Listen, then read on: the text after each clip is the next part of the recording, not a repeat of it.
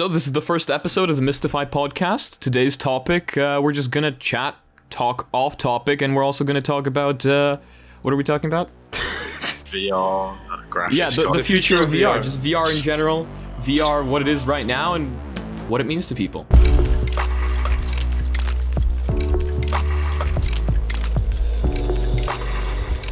Who wants to start us off? Well, not Axel, he just muted himself. No, I mute myself so I can do the throat clearing. I don't want the people to in the podcast to be like, just trying to fall asleep and Okay. So, I mean, this is our first podcast. This is our first time doing any of this. So really, nobody knows what we're doing. But I think we just start off a casual conversation. You look so white right now. It opens up Chrome. Okay. So, I think to make any sense of this whatsoever, we need to start off with where VR is right now. Because where do you guys think VR is right now? Are we at the place where people genuinely want to be using it as kind of like a runaway spot? We're at the place of overpriced screen glued to your face right now. I think in the current climate, it's sort of people want to pay for VR, but it's the games that they're still unsure about. And I think they've got to find that median of not paying too much. Like currently, VR is more of a gaming console than it is an alternate reality. People still... True. When you say you want to buy a virtual reality headset to your parents, they think it's going to be just for gaming, you know? They're like, oh my god, it's another toy. While I think companies are trying to get to the point where it's not just a toy. It's, we can run away from reality. It's like the Oasis. You guys watch Ready Player One? You guys seen that? It's a good movie. Kind of, yeah. I think I've watched bits of it, you know, like the YouTube clips, etc., but nothing in depth. I think the new Oculus Quest really proves that it's more of a console because of the whole ecosystem. It's a standalone device. It's not like PC. You can just like unplug it and do other things. Yeah, and the fact that, you know, the Facebook account whole joining thing is mandatory, that just makes it so much worse. I think they want it to be a social platform, which is why they added the whole... Horizons. Yeah, exactly. The whole Facebook aspect to it. People don't like that. When people go into VR, they want it to be anonymous. They want it to be a runaway, where they can run away from this reality that we live in, especially now during the pandemic. But with Facebook doing that, it doesn't really allow for that now, does it? Because now you're not anonymous anymore. And I mean, you can say that you're anonymous, because, I mean... Do you guys know? I haven't actually tested this out properly, but if you add someone as a friend on your Oculus list, can they see your Facebook account? No. No? If you got it private, you can't. Okay. But if you haven't set anything. But the thing is, it's not anonymous. It's scary to people because they think it's not going to be anonymous and they're not going to be able to run away anymore. It's a way for Facebook to kind of police the environment, which people don't like. You know what I mean? People don't like that, especially games like VR Chat, where we want to be completely free. We don't want to be policed as to what we can say or do. We want to be who we want to be. And then, like, you have Facebook coming in and they're like, nope, this is you. This is you. People get to bully you now for the avatar that you chose in VR Chat. Oh, no. Me, every second I switch to a furry avatar. But realistically, where do we think VR is going as a platform? I think it's going to become more versatile and end up in sort of business environments, because you see a lot of people like putting themselves into like conferences and Zoom meetings. Like, what is it? Big Screen implementing that feature where you can have like a green screen behind you. Yeah, like the whole camera. The avatar. Like, there are definitely certain aspects where people are going to be gaming, but there's also aspects of where the business side's coming into it and making, you know, that's why Facebook's bought it. They, you know, they reinvented it and they've sold it for so cheap because they are taking certain information. Yeah, and they're admitting it. But what company doesn't? Yeah, true. As much as I hate Facebook, I think we gotta thank them for like popularizing VR from the launch of Oculus 2. And for example, I've seen like a lot of ads outside actually, and on YouTube about Oculus 2. It's like just I think they're helping VR to become more mainstream. Yes, I have to agree with that. Unfortunately, or fortunately, depending on what way you look at it, Facebook is currently the only company pushing VR forward. That's true. That's true. Or at least that's the way I'm looking at it, because you could get people with the Index coming in and be like, Index best headset, you know? I don't think that way. I think the controllers are amazing. I've never had the chance to use them, but I think the technology that they use is absolutely unbelievable from what I've seen. But apart from that, the headset's still wired, and it uses lighthouses, which I don't like. And don't forget $1,000 for like the whole Yes, thing exactly. price. That is a And big... Yeah, Not keep even speaking. including the PC that you have to build if you have it. Exactly. It is a huge negative, because not everybody wants to spend that much money if they just want to test it out, you know? See what it's about, see if they want to join the environment. Not everybody wants to join that. And even me, who's, I would say, pretty deep into the whole of virtual reality, I don't want to buy an Index. I don't want to spend €1,000 on an Index, you know? Yeah. That's a lot of money. I could buy a laptop for that price and have it be VR ready. Exactly. And there's what was it? I was in a VR chat lobby. This guy had an Index originally, and he said it was probably one of the worst headsets he had tried. He went to the Quest 2, and he said it was a much better experience because it was wireless for one. You didn't have to have any sort of connections or cables, and they said that the screens were better, which I thought was interesting. Yeah, I think that's pretty interesting as well. But a lot of people are saying the screens are better, and a lot of people are saying that the Index is actually the RMA Dex, because everybody seems to be RMAing their controllers right now. Yes, they go shiny as well. I don't know how. Oh yeah, I think the only thing I remember about Index is just the horror pictures of like controllers having their like coating just being completely disintegrated or something. Yeah. Like, I don't know how a company like Valve still hasn't gotten that under control, because you'd think they'd make like a second iteration where this doesn't happen. They've had a lot of time to do that. How long has the Index been out for? Like a year? I will have a look. I think it's been about a year. Yeah, I think it's been about a year. They've had a whole year to fix this. But no, they just keep sending out the same controllers. Actually, you know what? I may be wrong on that.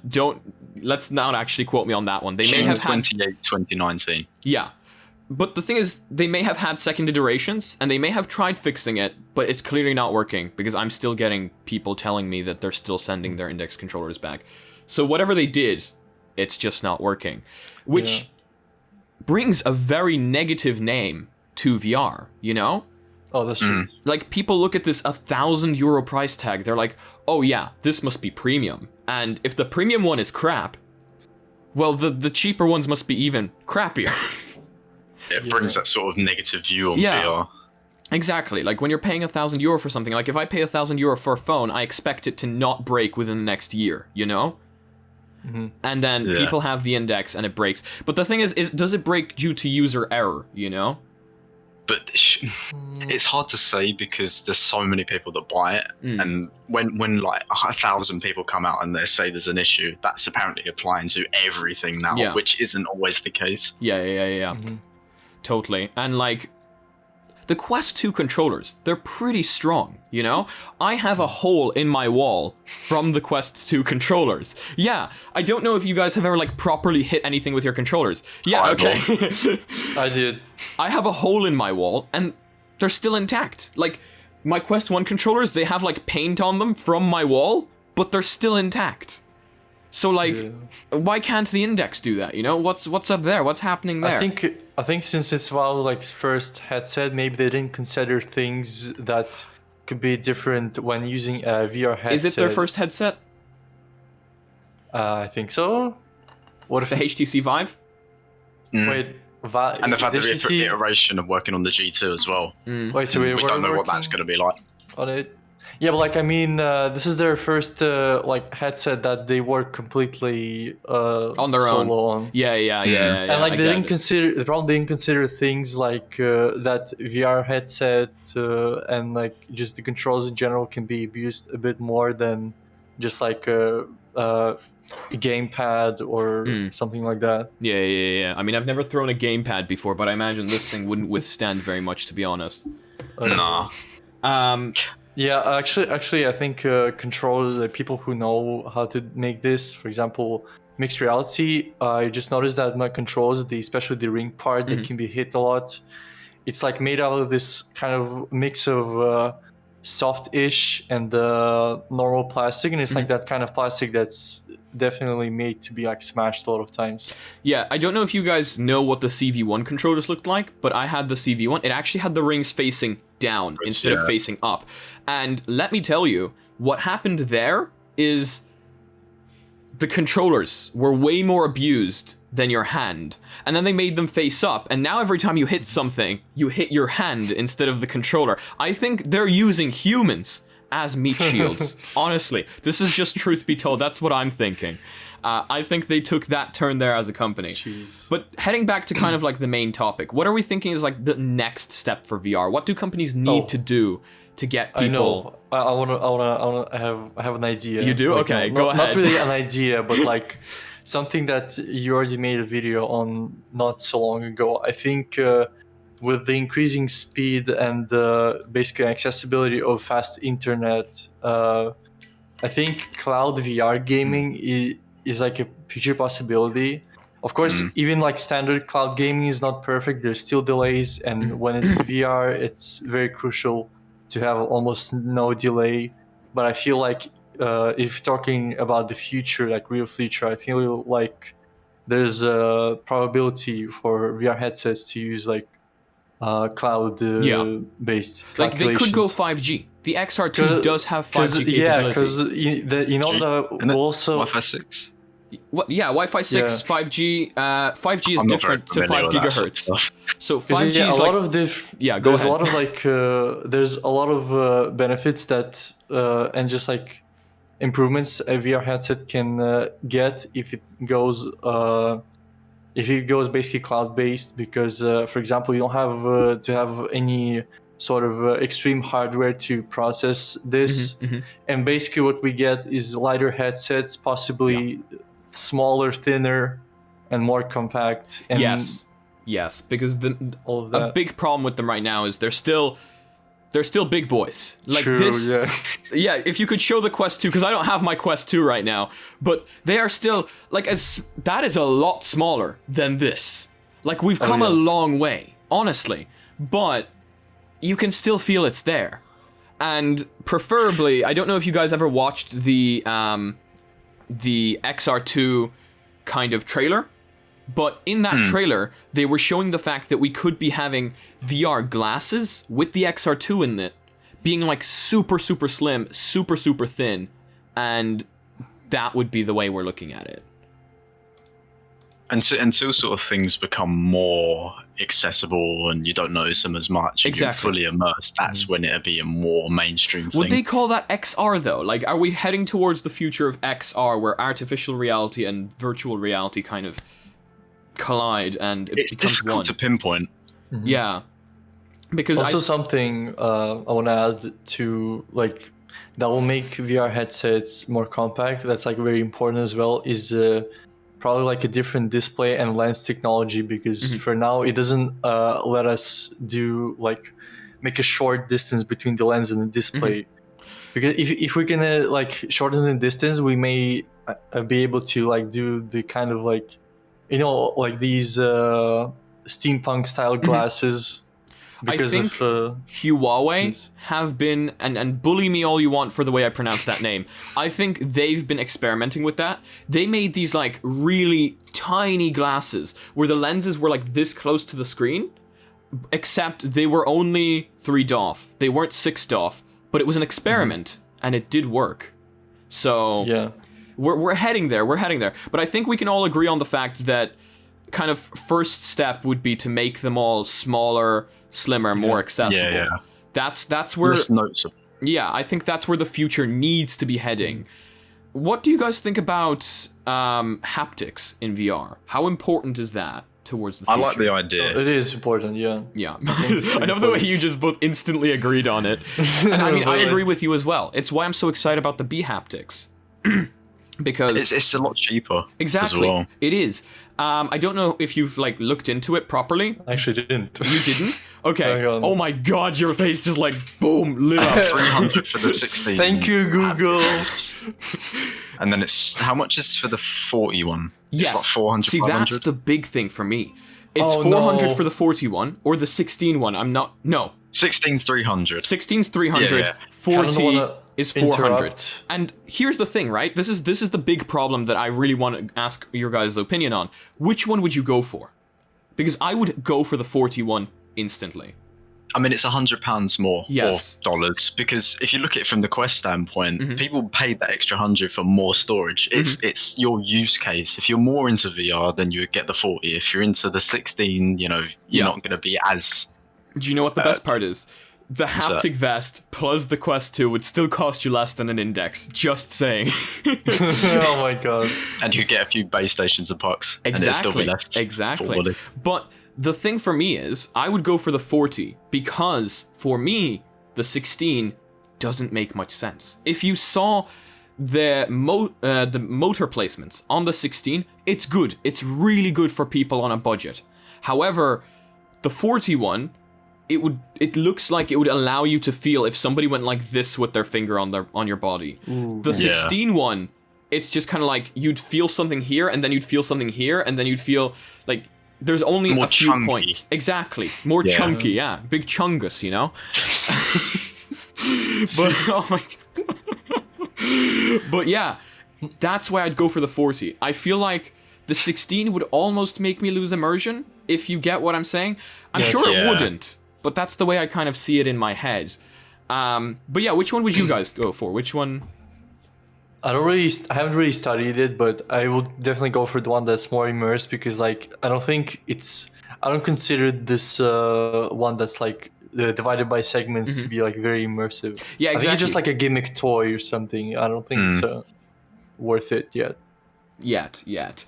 And also, these things have motors in them. I'm sure you guys know about this, but do you think we're heading towards a place where we won't be using motors anymore, and we'll be using like static electricity? Great electricity. I prefer until it gets to the point where we can feel hot, cold, different sensations like furry textures or like concrete or like different things. That's when it'd be like people think, oh, I'm gonna buy that because it actually makes a difference. Yeah. And I think for feeling textures, etc., electrostatic energy would be the way to go. Because when I say electrostatic, you guys are probably thinking like you touch something and you like die instantly, you know?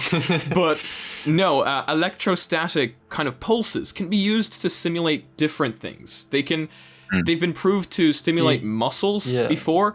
It's kind of creepy, and I'm not going to go down that rabbit hole because I'm not a scientist, and I can only imagine the amount of things I would get wrong.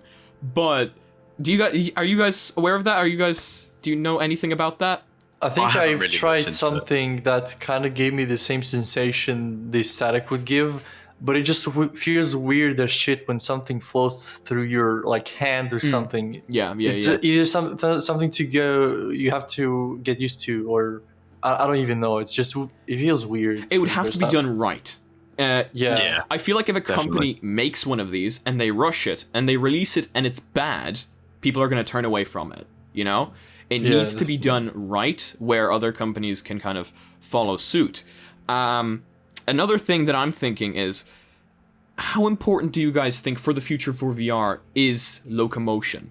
Our current kind of modes of locomotion and the way we move around, teleportation, joystick, all that sort of stuff. How do you feel about that? I don't mind it because I don't really get sick in VR as such. It depends on person. So if that was there, sure, I would use it. And if we had the things in Ready Player One where you actually walk and you can move.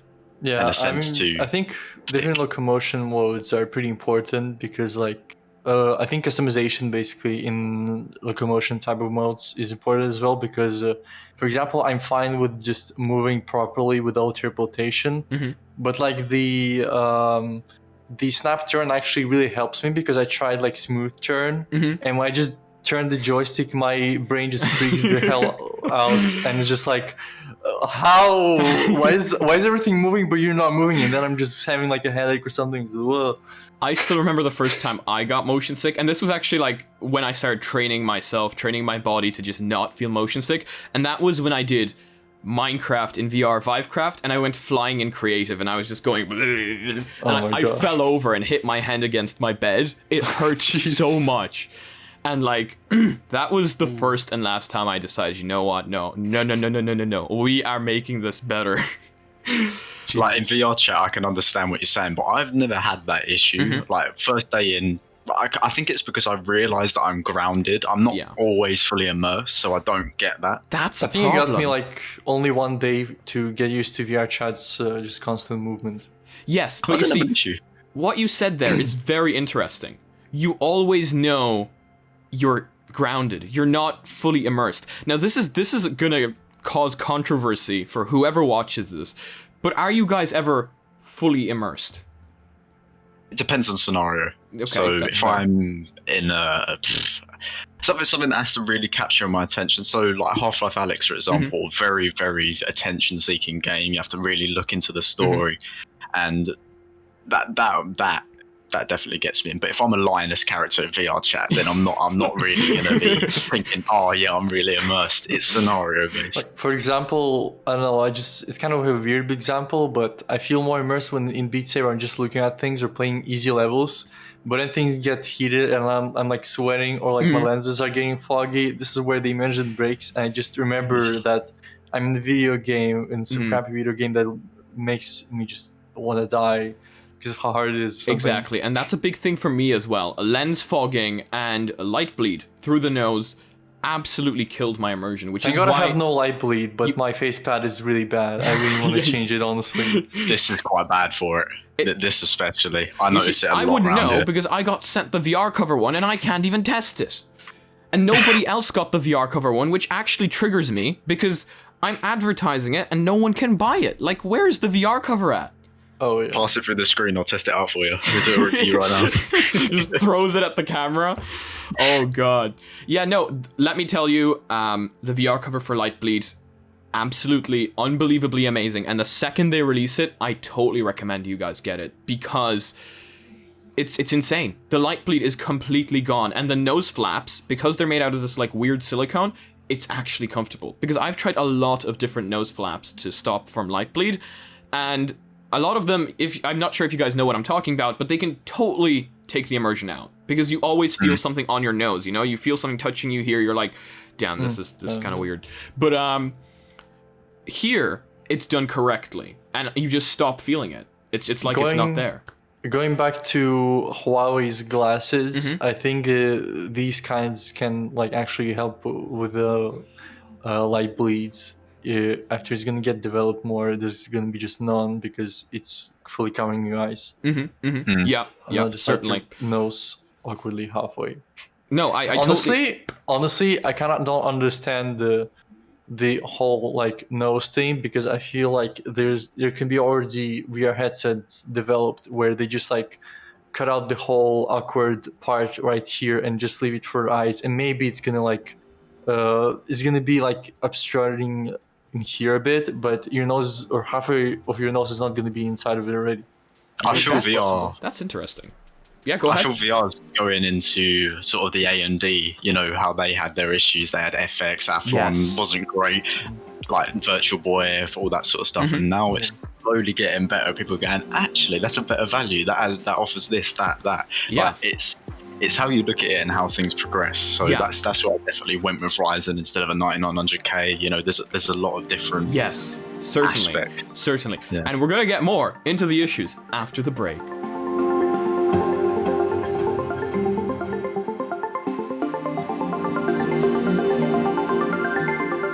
So just before the break, we were talking about how AMD's drivers were just horrible at the beginning, causing issues, causing crashes. And I think a big part of VR is how companies deal with these problems over time, because a lot of companies have issues to begin with. Like, for example, I don't know if you guys remember the first Oculus Quest. It was criticized for its tracking. It had a lot of problems at the beginning of launch.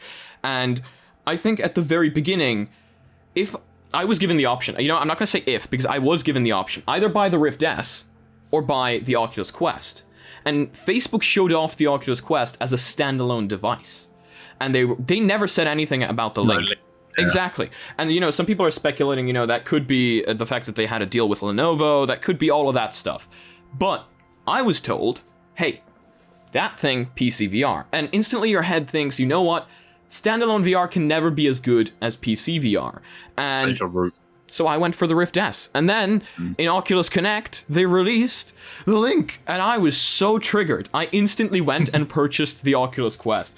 So I guess what I'm trying to ask you guys is, seeing all these companies, voice crack, update all of their headsets over time, add new features, how good do you think standalone VR is going to be? Or can we even get standalone VR to the point which PC VR is in?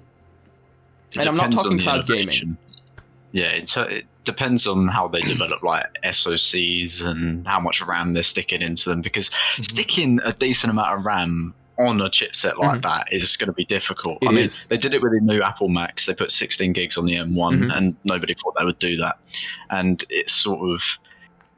It's difficult to say because like 5 years ago, a 980 Ti was stupidly good. Yeah. And then you look at it now and it's like it's a right 1080p card. And nobody was gaming at 1080 then. And it's doing all right. Yeah, technology is one of those things that just kind of gets upgraded really, really fast, you know? You can get a new phone half a year and it's obsolete. You know what I'm talking about.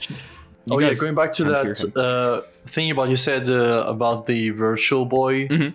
So basically, I remember I was like in a retro game expo, and they had a bunch of consoles, and one of them they actually had the Virtual Boy there, and it was kind of a while back, but if I'm not mistaken, if my memory is alright, I feel like I don't think I see any improvement if you compare the FOV Virtual Boy to new headsets.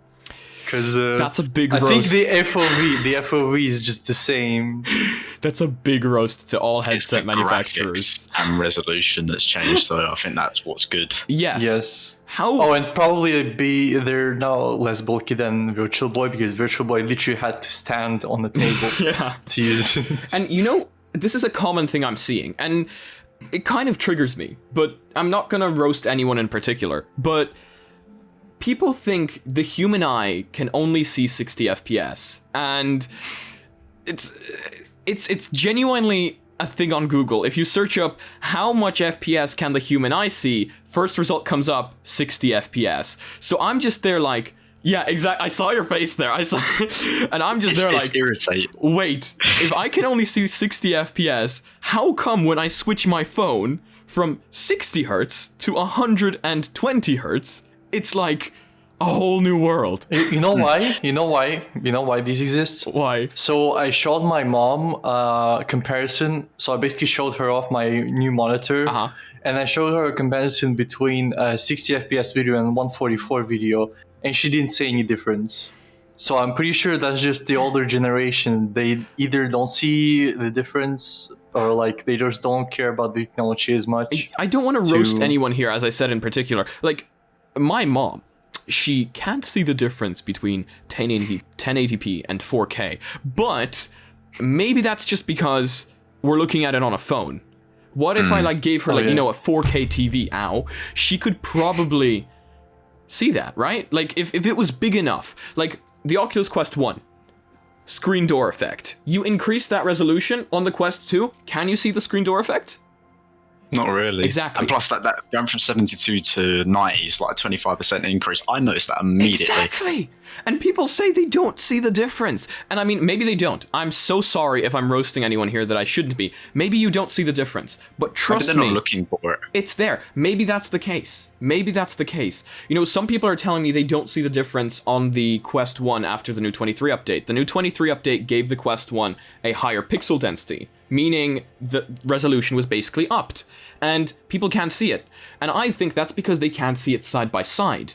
They're going from one to the other, and that's it. It's like when I was playing a remaster of Saints Row 3, like when you look at the videos side-by-side character comparison, there's like, you can see a huge difference between the character models, but when you play the remaster, you don't really remember how the original game looked like. You just play it and you don't really notice anything off. Yes, exactly. Let me actually just grab my second phone.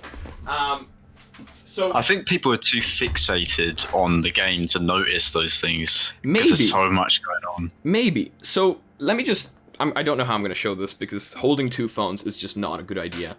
This is 120 FPS. Look at noticed that. Look at that. I can notice that. This is 60. Yeah, I Actually, already the noticed kind that. of motion blur that the camera gives actually helps determine how it's like. Like, Yeah, I can actually that looks see the way difference. smoother. and people say the human eye can only see 60. I don't know, guys. At that point, we don't even need the index. If we can only see 60, what's the point of 144? I think I'm out. I need to sell this monitor, get a 60 hertz one. 30 FPS VR. And then there's also people Good who are graphics. who literally can't stand 144 and they need to go for 240. Yes, exactly.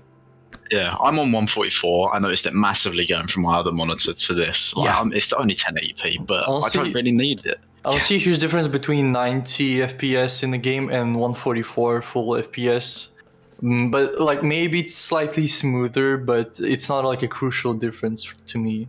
So 60 to 120 is a massive difference because Oh, that's 50% increase. It's like a people notice that. huge difference. Because, you know, this conversation was kind of striked up when I released the video that the Oculus Quest 2 might be getting 120 hertz. And there was a lot of misconception in the comments section. But okay, people didn't really read the article. But that's where it all started. People were like, what's the point of 120 if you can only see 60 anyway? Like, ouch. But Yeah, basically, I it's- guess where I'm heading is, do we think FPS is a problem? Do we think we need 240 in VR for it to feel immersive? Or is 90, 120 enough? Until we get that, we I'll won't probably know. say 120, maybe over 90 actually, but I think that's the peak of it. Yeah. I get that. Because there is actually kind of there's still lack of smoothness sometimes if you like look really close and compare 90 to 120, for example. But it's not that crucial, but still for like free immersiveness, I think Yes. 120 is enough. And it does help with motion sickness. I have noticed that. It actually does. As much as I don't have motion sickness, Eddie, whom I gave the headset to, he does. So Oh, that Personal. helps. Yeah. Yeah, that totally helps. true. It's like graphics cards. If you want a certain experience, then get a certain card. But if Exactly. you want a higher thing like 3090 for like production work, loads of different things. That's why leading into graphics cards and CPUs, people don't always know what to get because there's so many different misconceptions and new fabrication processes, different core speeds. I mean, FX, they hit 5 gigahertz, but it still wasn't as good as Intel. Like, I think people were just a little bit uneducated with it. Like, And like, yeah, we go were on. talking about AMD encoders earlier on. You said you were worried about that. However, I read on Reddit, this could be completely wrong again, because as we all know, Reddit is just, you know, masterpiece. Nothing anyone says on Reddit is incorrect. Reddit moment.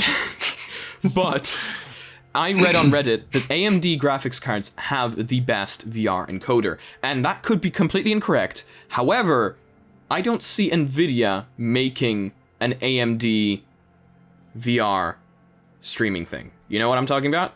Because AMD has that. AMD has that streaming for VR. I made a video on it there a few days ago. You can stream VR straight from your headset to the AMD Radeon drivers and use their built-in encoder. So, Nvidia fans, okay, but I think AMD might be. I'm switching from the video, so I'm gonna be real with you. I haven't checked out the specs of the 6800 XT or any of those cards. I haven't compared them to Nvidia's cards. I've just been hearing rumors. So, like, 60. Go on. no, you go on. Sure. So 6800 XT, I believe it has 72 CUs in the 5000 shader core range, and they've all got ray tracing per core or like shader core. I think someone overclocked it to 2.65 gigahertz on it. Overclocking. Like they're insane for what they're actually getting out of it. Because AMD graphics cards, you can definitely do it, but Nvidia, they are struggling with overclocking. You get like a 5% increase, which isn't really worth it for what the amount of power draw that you're I've taking. had so many Nvidia cards die on me, honestly, and it's not even because of overclocking. It's because of overheating. And you could Mine say, died. yeah, and you could say that's the fault of the manufacturer, but I'm kind of scared for my 2016 now. That's like the cheapest one, and it has like the shittiest cooling solution to look, it. I'm not here to roast Nvidia. I'm just speaking from my experience. I have their graphics card inside my laptop, and it's amazing. It's honestly incredible. I couldn't ask for anything better. But I'm just speaking from experience. Yeah. Now that we're on the topic of graphics cards and PC VR and kind of gaming in general, we're looking at prices for VR games. What are you guys thinking? Because I would honestly look not only for prices, but just in general VR games. Yeah, oh yeah, you know what? Because that's a whole topic on its own. That is a whole topic on its own. After Half-Life Alyx came out, can I try beginning? Yes, you can try beginning. Okay, so basically, what I think some people don't want to buy VR games right now, or like are not ready to spend as much as they offer, or for how much price it offers. But I think it's because people have higher standards from like flat screen games, and there's like graphics and gameplay. It's all people got used to the AAA titles, and with most of people. Yes. And basically, you don't get that in VR. And for example, also, VR basically is just a new platform, and it's not really developed right now. Honestly, no. But seriously, Valve did kill it with the Half-Life Alyx. Yeah, I was just about to say that, I'm pretty sure this is one of the titles that's like 100% worth buying. And you know, another one is Boneworks.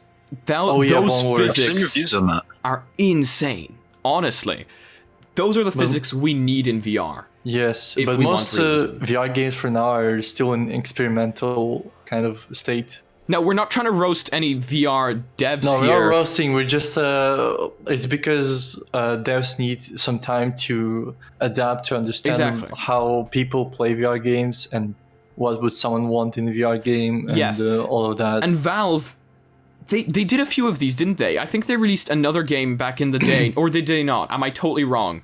I think they have like the kind of a free test version for Steam VR headsets, where it's like these little stickman dudes. It's called the Lab. Yes, the Lab. That was actually pretty good. But you see, this is the problem. Valve makes these absolutely incredible games, but they're only one company, and they can only release like one of those per 3 years. Like they released this one for the creation of the Index, I believe. And I mean, that makes sense. Of course. I'm not going to say that Valve should be releasing hundreds of games, because games need time to be developed. You guys see what's happening to Cyberpunk. Like, games do need time, but we need more of these big games. People will be willing to pay for them. Like, people are willing to pay the, I don't know, €60 I think it is for Half-Life Alyx, or 80. People are willing to pay that. 53, I think it is for me. Yeah? I'll have to look. People are willing to pay that. People are willing to pay it, but the game needs to be good. Like, it needs to be a AAA title.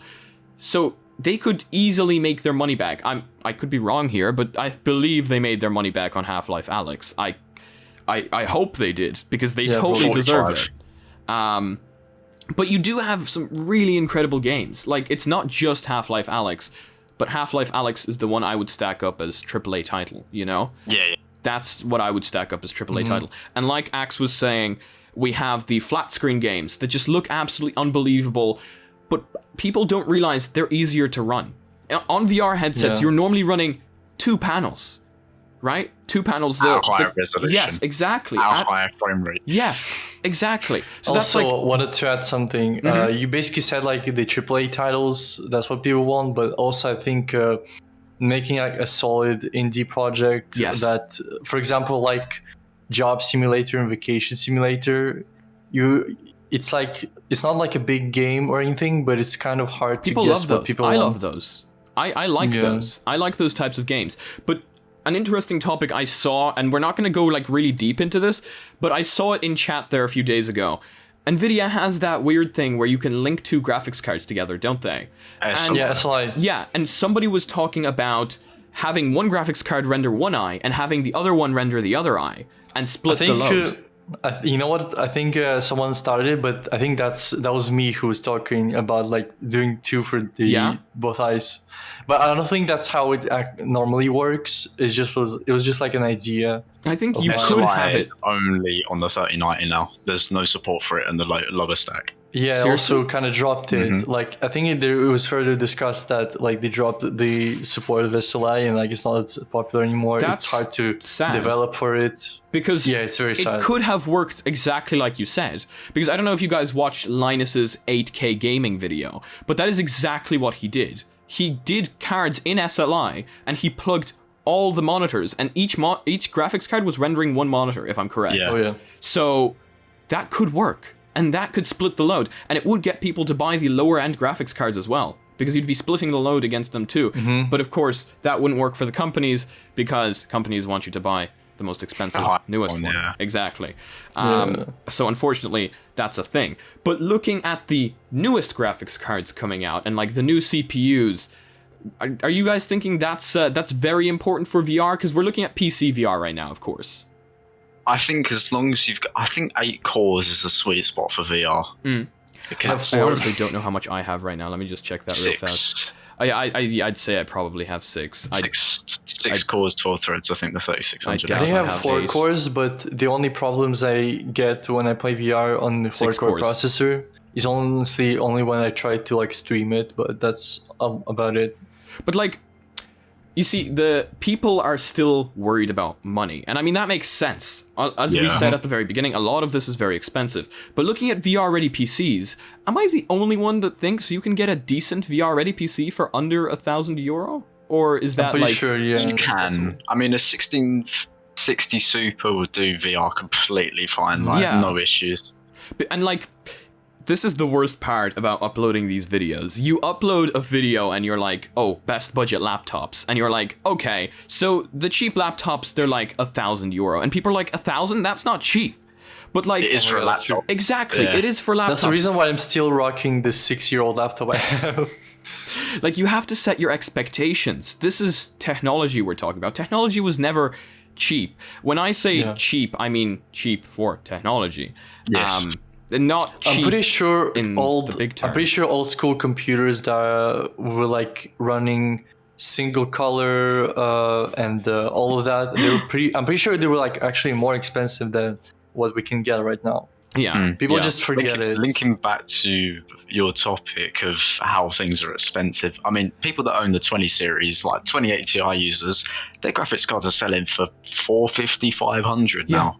Where it was a 1,200 for a decent AIB model. Yeah. And they've lost that budget, and they're scared, and they put it on eBay for that low price, and people are buying it.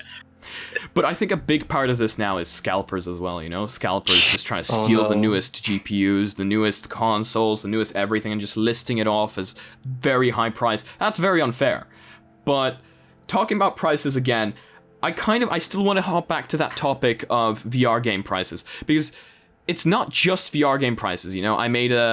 I said on one of the videos that people were saying on the Discord that VR games are expensive, and instantly all the console people hopped in and they were like, what? You think VR games are expensive? Look at console games. I don't know what console games are like. I don't own any console. I love my PC. Can you guys speak on that a little bit? What are you thinking here? Console games can be expensive. They can? Yeah, but honestly, I already like talked to this on this topic with my friends from Russia. And basically, what, for example, Steam does, and why people in Russia prefer to play on PC than console, and they all say like, oh, console games are so expensive, is because what Steam does, and I'm talking about Steam because like I don't see any other game store is doing this.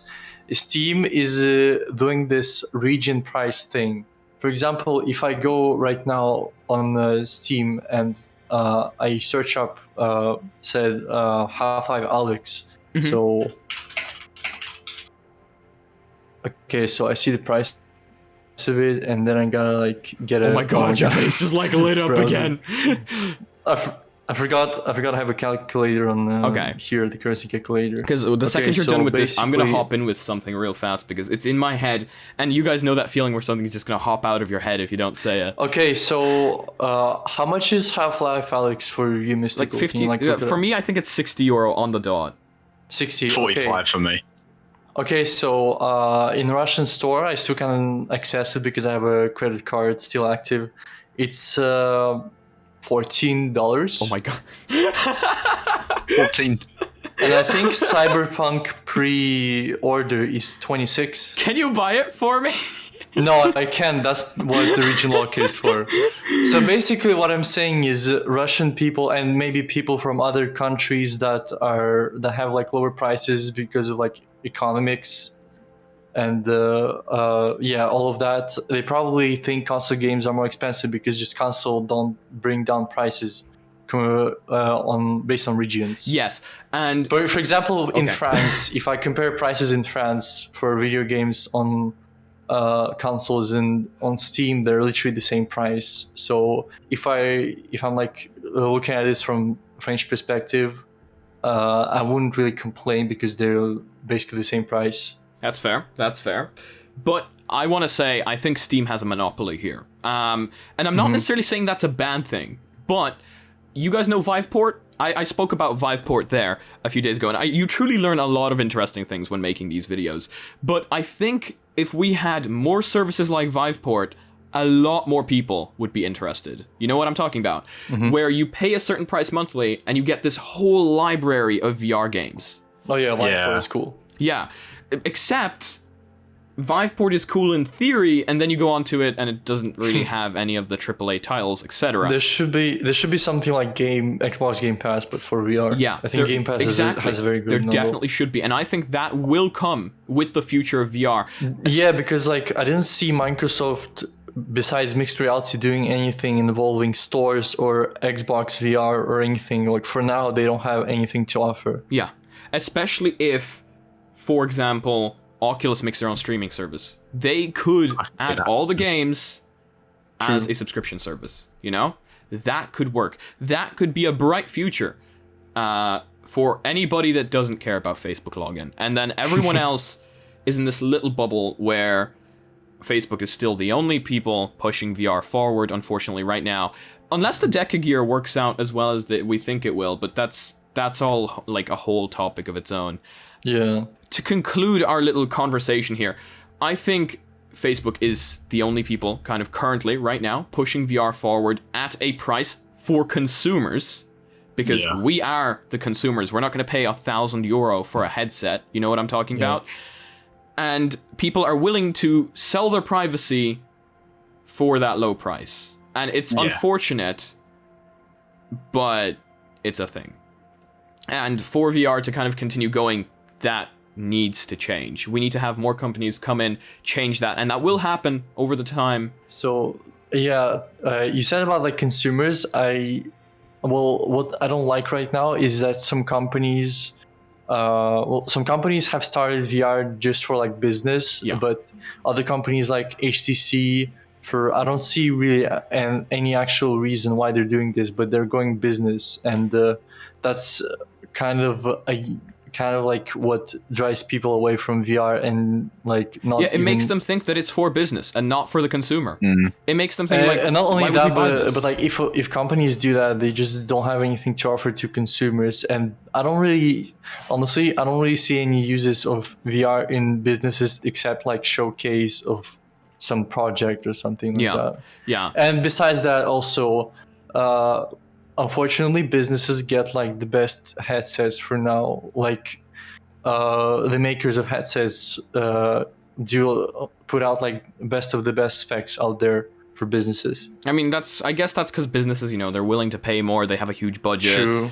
And but that goes back to the point of us consumers just not willing to pay that price, But maybe just maybe, there's a chance that them going on businesses first is just them testing it out and then selecting like the hardware that's good for the price and will make them profit and will also satisfy consumers. I feel like they're just testing it out with businesses right now. Well, I mean, that's a bright future for consumers in that case. But to finish our lovely little chat here off, what do we think is the biggest barrier to VR right now? And I want everyone's opinion on this. So for me, I'm personally going to say right now, it's price. And I know that the Oculus Quest 2 has kind of made that obsolete. However, people don't like the fact that has Facebook login. So I'm still going to say price. Versatility, I'd say, because you're still confined to a wire unless you have a Quest 2, but then you don't have the graphics horsepower of a computer, and if you don't have a computer, then you can't buy it, and then there's a lot of things linking into it, so that's why you can't pinpoint it to one. So I'd say versatility. Yeah. We're creating a triangle here. I would say probably things like motion sickness and just some people not really seeing the future in it because it looks just too simple, and it's just like some people are aware that they're just looking into the screen and it's nothing special. Yeah. And I have a friend who just says that, oh, it's a gimmick. He actually tried like real VR, but Ouch. I think he says that because of the motion sickness part. Like he has some difficulties with it, and that's what all makes him say it's a gimmick and think like that. Well, I think motion sickness. yeah, I know. I know a lot of people that would think it's a gimmick. So we've created our little triangle of barriers to VR, guys. This was a great first podcast. I'm really happy with this. Thank you all for just being here, creating this lovely thing that we just created, and to everyone listening, hope you tune in next week. And yeah, see you guys.